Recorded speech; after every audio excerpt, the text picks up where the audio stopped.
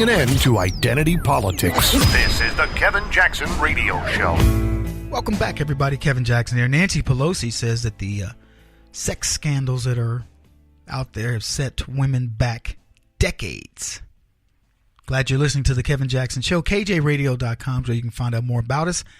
And my book, Race Pimping, is perfect for this subject.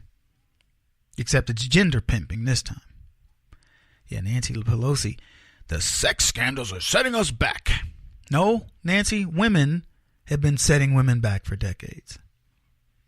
Did you know Matt Lauer's ex-wife accused him of cruel and inhumane behavior in 2006? I guess the media didn't catch up with that. And it's funny, they said of Representative John Conyers that he was being railroaded by white women.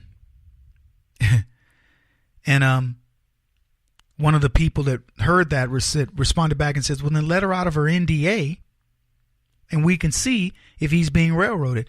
He's claiming that he's being railroaded by white women, but he doesn't want to let them out of their non-disclosure agreements so that they can talk about it, and he can say, no, here's the evidence, here's what she said, here's what happened, blah, blah, blah, here's my evidence against her, whatever. On a lighter note, as part of a rehab, Senator Al Franken has volunteered to give free breast exams at the Women's Sexual Addiction Clinic. Oh, man. I'm telling you, this stuff is interesting to me. And again, we got a lot to talk about, but I'm going to cover these sex scandals because the news doesn't want us to cover them. Matt Lauer. Did you hear the bad news about Matt Lauer? Did you guys hear this? Dude makes $28 million a year, and he wanted $30 million to end his contract, and they told him no. He's not getting the payout. Bad news, Matt. He's going to have to live on the $28 million that he's lived on for the last decade. That's what he makes per year. But here's what's interesting. In Manhattan, I'm not trying to make excuses for the dude, but that money doesn't go very far. Okay, so let's say this.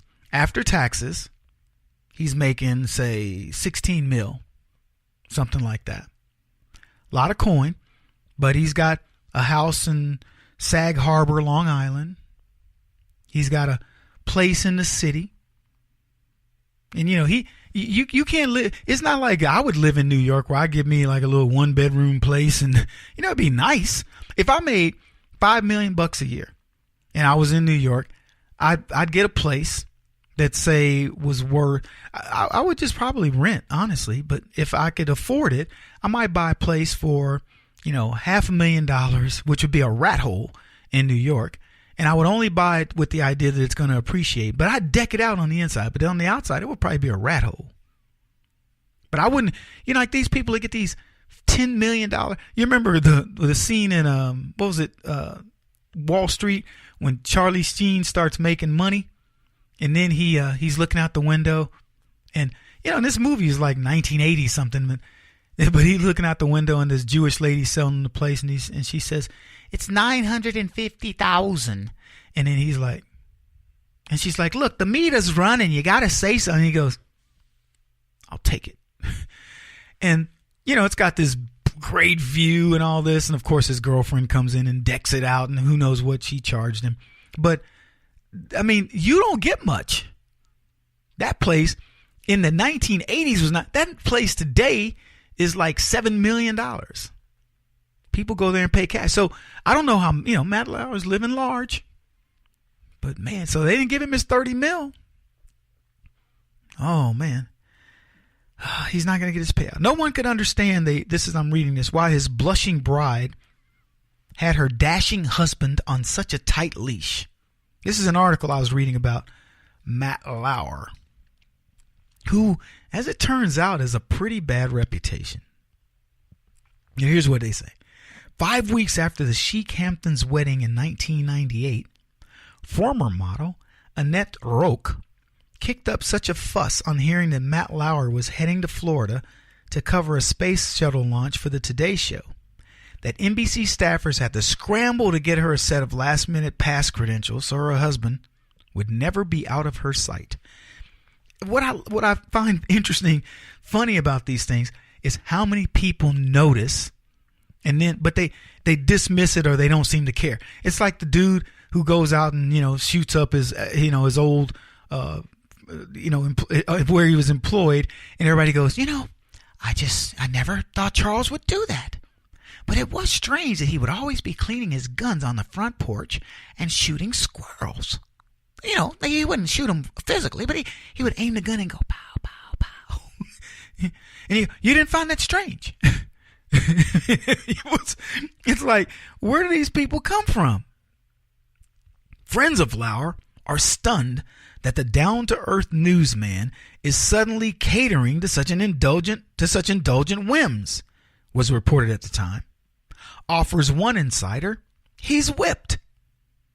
Yeah, his model woman girlfriend is whipped. But in hindsight, Roque, now 52, simply may have been trying to rein in her new husband's wandering eye, a problem that 2 decades later would cost him his job.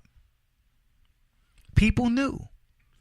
We showed that clip of Lauer, showed it when I say that on the website. It was Lauer, and he was talking. No, it was Katie Couric, and she says of Lauer that he used to grab their butts. And what's funny about it is, I am kind of defending this. There are people like for example, I have friends I went to college with that are females.